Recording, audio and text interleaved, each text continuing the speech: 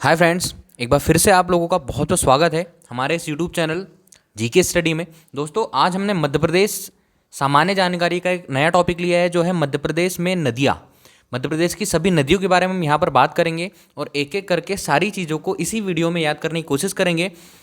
मैंने महत्वपूर्ण नदियाँ ली हुई है जिससे कि हमको पढ़ने में आसानी हो जाए, एग्जाम में क्या क्वेश्चन पूछता है इसके ऊपर भी हम अच्छे से चर्चा करेंगे। तो दोस्तों, सबसे पहले तो चैनल को सब्सक्राइब कीजिए, बेल आइकन दबाइए ताकि सारे नोटिफिकेशन आपके तक बहुत आसानी से पहुंच जाए। तो यहाँ पर हम स्टार्ट करते हैं मध्य प्रदेश की नदियों से। तो दोस्तों देखते हैं, यहाँ पर सबसे पहले हमने लिया हुआ है मध्य प्रदेश को नदियों का मायका कहा जाता है। कि मध्य प्रदेश को नदियों का मायका कहा जाता है। इसके बाद मध्य प्रदेश की जो गंगा है वो बेतवा नदी को कहा जाता है, लेकिन प्रदूषण के आधार पर बहुत ज़्यादा प्रदूषण है, इस वजह से मध्य प्रदेश की गंगा बेतवा नदी को कहा जाता है। आगे वाला क्वेश्चन ये है कि मालवा की गंगा शिप्रा को कहा जाता है। शिप्रा नदी जो है उज्जैन में जो है उसको मालवा की गंगा कहा जाता है। बहुत इंपॉर्टेंट क्वेश्चन है, डायरेक्ट क्वेश्चन पूछता है कि मालवा की गंगा किसे कहते हैं, तो मालवा की गंगा शिप्रा नदी को कहते हैं। मध्य प्रदेश की नर्मदा भारत की 5वीं बड़ी नदी है, ये हमको याद रखना। वर्धा और बेन गंगा के संगम स्थल को प्राणहिता के नाम से जाना जाता है। सबसे पहले मैंने महत्वपूर्ण टॉपिक ले लिए, महत्वपूर्ण चीज़ें जो भी एग्जाम में पूछे जाते हैं नदियों से संबंधित, और इसके बाद जब हम आगे बढ़ते चले जाएंगे वीडियो में, उसमें एक एक नदी पर हमने बहुत अच्छे से डिस्कस किया हुआ है, बहुत अच्छे से लिखा हुआ है, तो आप सारी चीज़ों को बहुत अच्छे से देखेंगे।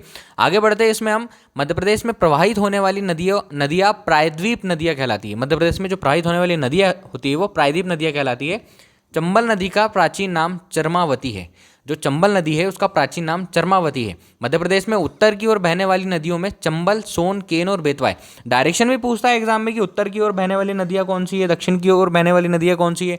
तो यहाँ पर हमको याद रखना है कि मध्य प्रदेश में उत्तर की ओर बहने वाली नदियाँ चंबल, सोन, केन और बेतवा है। दक्षिण की ओर बहने वाली नदी बेन गंगा है। दक्षिण दिशा में जो बहती है नदी वो कौन सी, बेन गंगा है। बहुत इंपॉर्टेंट क्वेश्चन है दोस्तों, यहाँ पर आपको पता होना चाहिए मध्य प्रदेश में उत्तर की ओर बहने वाली नदियाँ चंबल, सोन, केन और बेतवा, और दक्षिण की ओर बहने वाली नदी बेन गंगा है।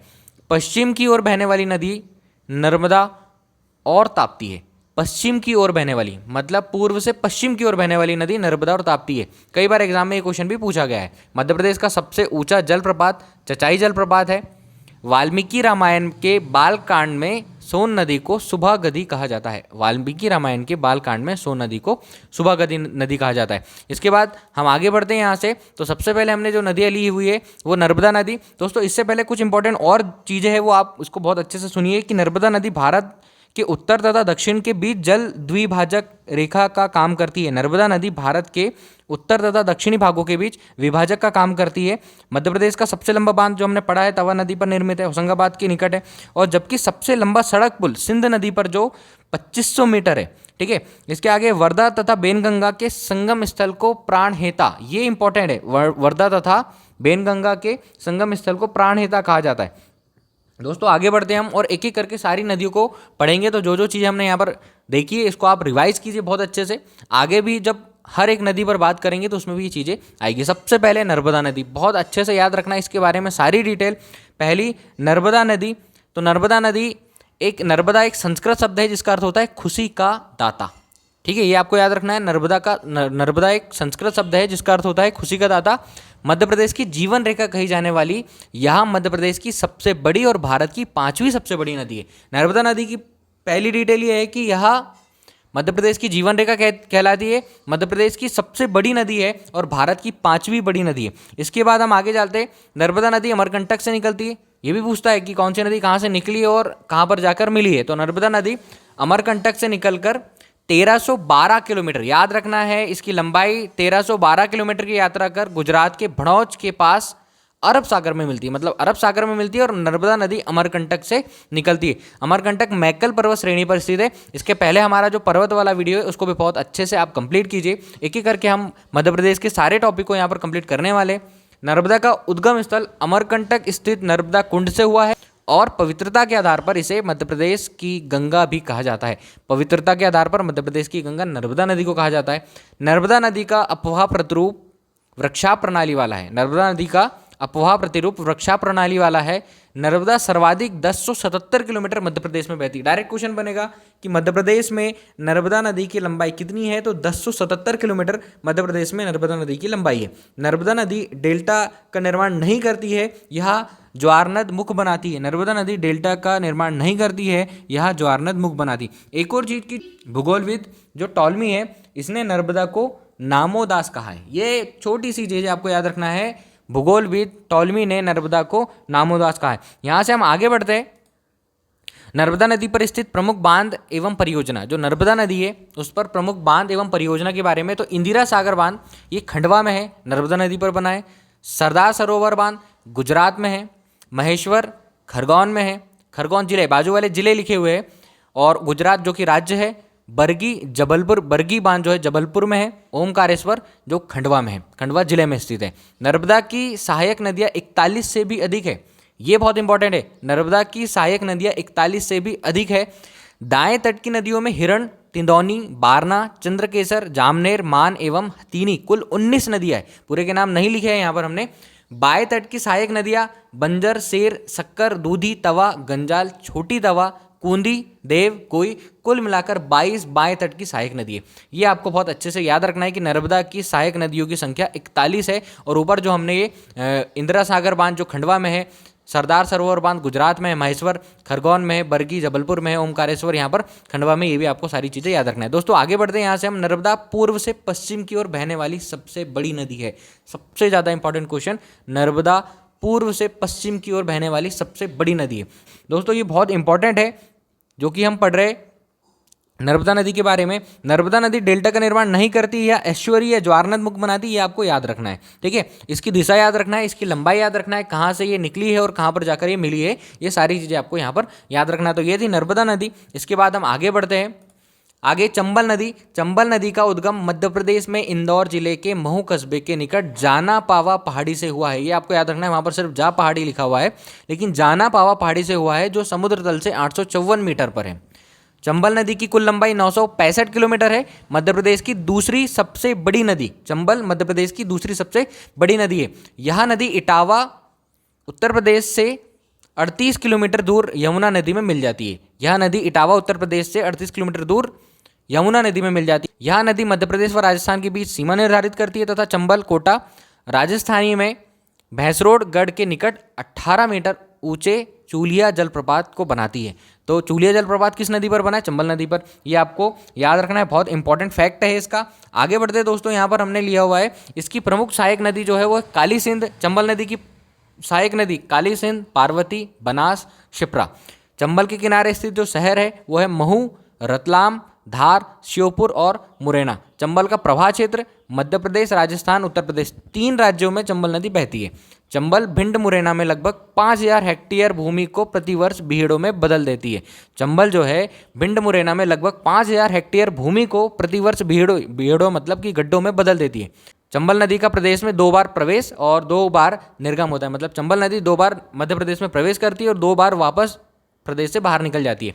चंबल की सहायक नदी में बनास एकमात्र ऐसी नदी है जो संपूर्ण चक्र राजस्थान में ही पूर्ण करती है।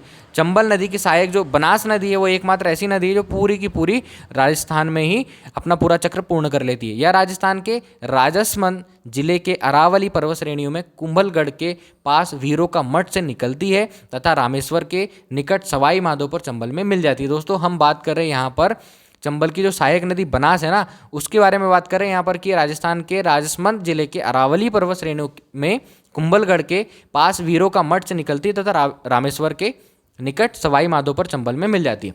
यहाँ से हम आगे बढ़ते हैं दोस्तों। चंबल के द्वारा बनाए गए चंबल खड्ड को रबिन्स कहते हैं। बहुत इंपॉर्टेंट क्वेश्चन है। चंबल के द्वारा बनाए गए चंबल खड्ड को रबिन्स कहते हैं। चंबल नदी का मिलन स्थल जहाँ से यमुना से संगम करती है को पंचनद के नाम से जाना जाता है। बहुत इंपॉर्टेंट है। पंचनद मतलब लगभग समझ में आ रहा होगा 5 नदियों का संगम स्थल, क्योंकि चंबल के अलावा 4 अन्य नदियां भी यहाँ पर आकर मिलती है। चंबल नदी का मिलन स्थल जहाँ से यमुना से संगम करती है को पंचनद। अब यह पंचनद उत्तर प्रदेश के इटावा से 70 किलोमीटर की दूरी पर बिठौली गांव में स्थित है। एकमात्र स्थल है जहाँ 5 नदियों का संगम होता है, जिसमें यमुना, चंबल, कुंवारी, सिंध और पाहुच नदी होती है। दोस्तों ये बहुत इंपॉर्टेंट चीज़ है। पंचनद जो है 5 नदियों का संगम स्थल है, जिसमें यमुना, चंबल, कुंवारी, सिंध और पाहुच आदि नदी है। यहाँ से हम आगे बढ़ते हैं तो यहाँ पर है सोन नदी। सोन नदी का नाम सोन, सुवर्ण या सोनभद्र भी है। ठीक है, संभवतः इसका नाम सोन इसलिए पड़ा क्योंकि इसकी रेत में सोना मिलता था। आगे बढ़ते हैं यहाँ से। सोन नदी सुवर्ण नदी तथा हिरण्यबाहु नाम से भी पुकारी जाती है। वाल्मीकि रामायण के बालकांड में सोन नदी को सुबह गदी भी कहा जाता है, जो हमने पहले पढ़ लिया है, पहले हमने बताया उसको। सोन नदी के तट पर मार्कंडेय ऋषि का आश्रम था। सोन नदी का उद्गम अनूपपुर जिले के अमरकंटक सोनमुड़ा से नर्मदा के ठीक विपरीत दिशा में हुआ है। इसकी कुल लंबाई 780 किलोमीटर है तथा यह मध्य प्रदेश में 500 किलोमीटर बहती है। ये इंपॉर्टेंट है कि सोन नदी मध्य प्रदेश में कितने किलोमीटर बहती है, तो सोन नदी मध्य प्रदेश में लगभग 500 किलोमीटर बहती है। आगे हम यहाँ से बढ़ रहे हैं। इसका बहाव दक्षिण से उत्तर की ओर है। बहाव भी याद रखना है आपको, हर एक टॉपिक पर बहुत अच्छे से आपको देखना है चीज़ें। इसका बहाव दक्षिण से उत्तर की ओर है। सोन मध्य प्रदेश, उत्तर प्रदेश तथा बिहार राज्यों में करीब 780 किलोमीटर पटना के निकट गंगा नदी में संगम करती है। दोस्तों ये इसकी इंपॉर्टेंट चीज़ें थी। सोन नदी आप फटाफट से रिवाइज कर लीजिए। सोन नदी का नाम सोन, सुवर्ण, सोनभद्र था। इसके बाद संभवतः इसका नाम सोन इसलिए पड़ा क्योंकि इसके जो नदी है इसकी रेत में सोना मिलता था। इस पूरी चीज़ों को आप अच्छे से रिवाइज कीजिएगा, देन उसके बाद आगे बढ़िएगा। यहाँ से हम आगे बढ़ रहे हैं। यहाँ मध्य प्रदेश के अनूपपुर, शहडोल, उमरिया, सतना, रीवा, सीधी, सिंगरौली जिले में बहती है। इसकी प्रमुख सहायक नदियाँ जोहिला, गौपद, रिहंद, उत्तर कोइल आदि नदियाँ हैं। सोन नदी पर बाण सागर परियोजना जो कि शहडोल में निर्मित है। सोन नदी पर डेहरी आनसोन बिहार में रेलवे पुल जो कि नेहरू सेतु बनाया गया है। बहुत इंपॉर्टेंट चीज़ें दोस्तों, ये आपको बहुत अच्छे से याद रखना है। नाम याद रखिएगा, सोन नदी पर डेहरी ऑन सोन बिहार में रेलवे पुल नेहरू सेतु बनाया गया है। ये बहुत इंपॉर्टेंट चीज़ है इस पर। अगली आगे हम बढ़ते हैं यहाँ से, तो यहाँ से हमको मिलती है बेतवा नदी, जिसको आपको याद रखना है। पुराणों और अन्य साहित्यिक कृतियों में बेतवा नदी को वेत्रवती कहा जाता है। वेत्रवती किस नदी को कहा जाता है, तो बेतवा नदी को वेत्रवती कहा जाता है। बेतवा नदी का उद्गम विंध्याचल श्रेणी में रायसेन जिले के कुमरा गांव से हुआ है। बहुत इंपॉर्टेंट है, बेतवा नदी रायसेन जिले की कुमरा गांव से इसका उद्गम स्थल है। यह नदी उत्तर प्रदेश में हमीरपुर के पास यमुना में मिलती है। इसकी कुल लंबाई 480 किलोमीटर है। जो लंबाई होती है वो हमको याद रखना होता है। कुल लंबाई 480 किलोमीटर है। उत्तर पूर्व में बहने वाली यह नदी मध्य प्रदेश और उत्तर प्रदेश की कुछ सीमा भी बनाती है। झांसी से 23 किलोमीटर दूर पश्चिम में इस पर माता टीला बांध बनाया गया है। तो माता टीला बांध किस नदी पर स्थित है, बेतवा नदी पर, जहाँ से बेतवा नहर भी निकाली गई है। बेतवा को बुंदेलखंड की जीवन रेखा कहा जाता है। बहुत इंपॉर्टेंट चीज़ है दोस्तों, याद रखना है, बेतवा को बुंदेलखंड की जीवन रेखा कहा जाता है। अधिक प्रदूषण के कारण मध्य प्रदेश की गंगा भी कहा जाता है। तो बुंदेलखंड की जीवन रेखा कौन सी नदी है, बुंदेलखंड की जीवन रेखा नदी है बेतवा नदी, और अधिक प्रदूषण के कारण इसे मध्य प्रदेश की गंगा भी कहा जाता है। यहाँ से हम आगे बढ़ते हैं दोस्तों, बेतवा की प्रमुख सहायक नदी के बारे में पढ़ते हैं। बीना, धसान, जामनी, हलाली आदि बेतवा की सहायक नदी है। बेतवा नदी के किनारे पर कंचन घाट स्थित है और इस घाट पर वीर सिंह बुंदेला की ऐतिहासिक छतरी है जो 3 मंजिला है। बेतवा नदी के किनारे कंचन घाट किस नदी के किनारे स्थित है, तो बेतवा नदी के किनारे स्थित है। और इसी घाट पर वीर सिंह बुंदेला की ऐतिहासिक छतरी 3 मंजिला स्थित है। यहाँ से हम आगे बढ़ते हैं दोस्तों। यहाँ से अब हम देखेंगे क्षिप्रा नदी। बहुत इंपॉर्टेंट है, याद रखना है। क्षिप्रा नदी के बारे में एग्जाम में पूछा जाता है। क्षिप्रा प्रदेश की पवित्र नदियों में से एक है। पुराणों में कहा गया है कि यह परियात्र पहाड़ी से निकलती है। विंध्याचल का जो पश्चिमी भाग है वो परियात्र कहलाता है। स्कंद पुराण में कहा गया है कि क्षिप्रा की उत्पत्ति भगवान विष्णु के उदर से उस समय हुई जब वे वराह अवतार में थे। उसी पुराण में क्षिप्रा की उत्पत्ति शिव के कमंडल से भी बताई गई है। अगला जो है इसमें मालवा की गंगा उपनाम से प्रसिद्ध क्षिप्रा का उद्गम इंदौर के काकरी बर्डी पहाड़ी से हुआ है। मालवा की गंगा किस नदी को कहा जाता है, तो मालवा की गंगा क्षिप्रा नदी को कहा जाता है। उज्जैन एवं देवास में मुख्यतः बहने वाली क्षिप्रा मध्य प्रदेश में चंबल नदी में मिल जाती है। तो कहाँ पर मिल जाती है क्षिप्रा नदी, चंबल नदी में मिल जाती है। इसकी कुल लंबाई 195 किलोमीटर है।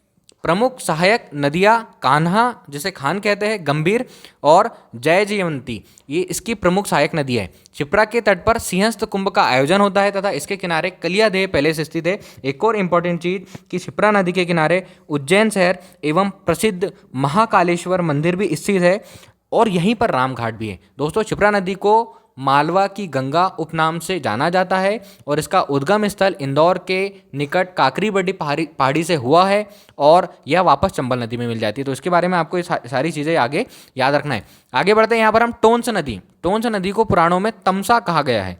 टोंस नदी को पुराणों में तमसा कहा गया है। तमसा का उल्लेख मार्कंडेय, मत्स्य, वाल्मीकि रामायण, वामन व वायु पुराण में हुआ है तथा इसे ताओन भी कहा जाता है।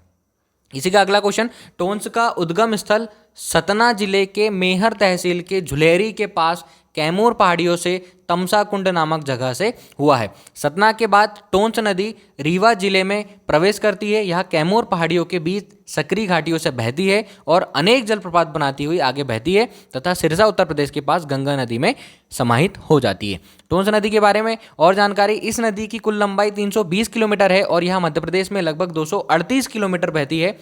इसकी महत्वपूर्ण सहायक नदी जो है वो है बीहर, बबई, सोनकर, बेलाज, महान तथा सतना। दोस्तों आगे बढ़ते हैं। यहाँ पर हम केन नदी का उद्गम कटनी से होता है मध्य प्रदेश से। केन नदी का उद्गम कटनी से होता है मध्य प्रदेश में। आगे यह उत्तर प्रदेश के विलहरका में प्रवेश करती है। यहाँ यह बांदा जिले की सीमा में बहती है तथा चिल्ल के निकट यमुना नदी में संगम करती है। विद्वान वर्तमान केन नदी को प्राचीन सुक्तमती मानते हैं।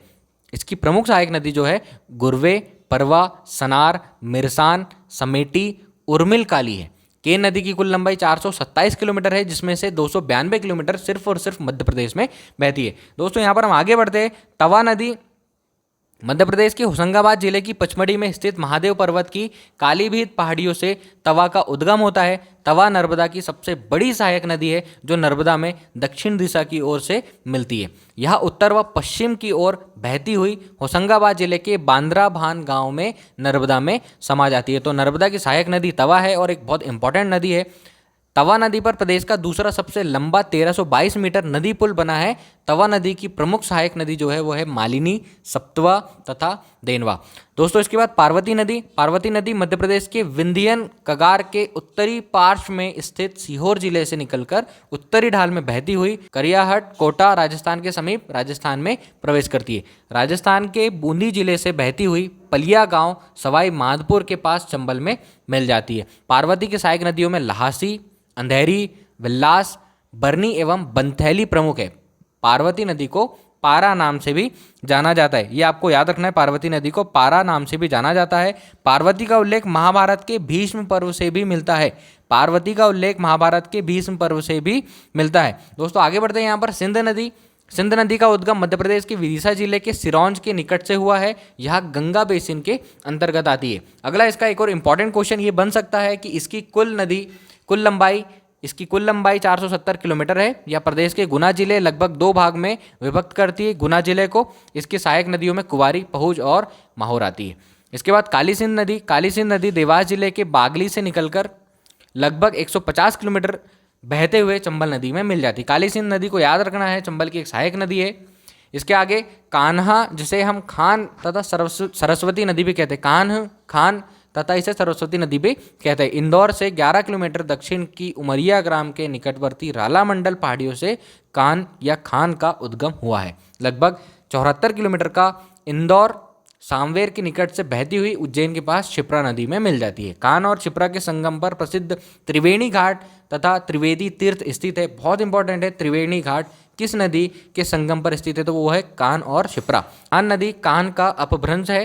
कान का प्राचीन नाम छाता और ख्याता भी है। किसी समय इंदौर की जीवन रेखा कही जाती थी, लेकिन अभी धीरे धीरे वो गंदे नाले में तब्दील हो गई है, जिसके पुनरुत्थान का प्रयास अभी लगातार जारी है। कान की सहायक नदी में सरस्वती का उद्गम राव इंदौर की पहाड़ी से होता है तथा यह इंदौर शहर के मध्य स्थित कृष्णपुरा क्षत्रियों के पास कान में मिल जाती है। कान तथा सरस्वती को गंगा एक्शन प्लान में भी शामिल किया है। ये इंपॉर्टेंट है, ये याद रखना है, कान तथा सरस्वती को गंगा एक्शन प्लान में भी शामिल किया है। तो दोस्तों ये थी कान और खान, जिसे सरस्वती नदी भी कहते हैं। आगे है ताप्ती नदी। महाभारत में कहा गया है कि ताप्ती सूर्य भगवान की पुत्री है। सूर्य अपने तेज से ताप उत्पन्न करता है, इसलिए उनकी पुत्री जो है वो ताप्ती है। ताप हरने वाली ताप्ती को विष्णु पुराण में सहज भादो भदवा कहा गया है। ताप्ती का जन्म आषाढ़ शुक्ल की सप्तमी को माना जाता है। यह नदी प्रदेश के सतपुड़ा श्रेणी पर स्थित मुल्ताई नगर बैतूल जिले के समीप 762 मीटर की ऊंचाई से निकलती है। यह नदी गुजरात में सूरत के निकट खंबात की खाड़ी में जाकर गिर जाती है। मतलब इसका उद्गम स्थल सतपुड़ा श्रेणी पर है और ये जाकर मिलती कहाँ है, खंबात की खाड़ी पे मिल जाती है। इसकी कुल लंबाई 724 किलोमीटर है। मध्य प्रदेश में यह 322 किलोमीटर क्षेत्र में बहती है। ताप्ती के तट पर मुल्ताई, बुरहानपुर, सूरत जैसे ऐतिहासिक शहर स्थित है। इसकी सहायक नदी में पूर्णा, बाहुद, बोरी, पांचरा और रीवा आदि है। तो दोस्तों अगला है हमारा बेनगंगा। बेनगंगा नदी गोदावरी अपवाह तंत्र के अंतर्गत आने वाली बेनगंगा नदी का उल्लेख महाभारत तथा पुराणों में मिलता है। गोदावरी अपवाह तंत्र के अंतर्गत आने वाली बेनगंगा नदी का उल्लेख महाभारत तथा पुराणों में मिलता है। बेनगंगा मध्य प्रदेश के सिवनी जिले पारसवाड़ा पठार के अंतर्गत आने वाले ग्राम मुंडारा से निकलती है। सिवनी में यह अर्धचंद्राकार बनाती हुई पहले उत्तर में, फिर पूर्व की ओर, फिर दक्षिण पूर्वी दिशा में बहती है। सिवनी से यह बालाघाट जिले में प्रवेश करती है और यहाँ पर मंडला जिले से धवर नदी आकर मिलती है। बेनगंगा और वर्धा का संगम स्थल वो है प्राणहिता के नाम से जाना जाता है। बेनगंगा और वर्धा का संगम स्थल प्राणहिता के नाम से जाना जाता है, जो हमने आगे भी पढ़ा है। तो दोस्तों ये थी मध्य प्रदेश की प्रमुख नदियाँ। Thank you for watching. अगर आप पूरा वीडियो अच्छे से देख रहे हैं तो सारी चीज़ें आपको बहुत अच्छे से समझ में आएगी। अगर कुछ डाउट होता है तो एक बार कमेंट करके जरूर बता। वीडियो अगर पसंद आए तो उसे लाइक कीजिए, शेयर कीजिए, कमेंट कीजिए। दोस्तों चैनल को सब्सक्राइब कीजिए और मेरे साथ बने रहिए। मध्य प्रदेश सामान्य जानकारी, सामान्य परिचय की सारी डिटेल, इसके साथ साथ लुसेंट की हमारी एक सीरीज स्टार्ट है और उसके साथ साथ पॉलिटी की भी हमारी वीडियो स्टार्ट है, सीरीज स्टार्ट है। इसके बाद हम कंटिन्यू हिस्ट्री और बाकी चीज़ों की भी वीडियो एक साथ इस यूट्यूब चैनल पर लेकर आएंगे और आपकी तैयारी को हमारे साथ बेहतर बनाएंगे। तो दोस्तों मेरे साथ बने रहिए। Thank you friends.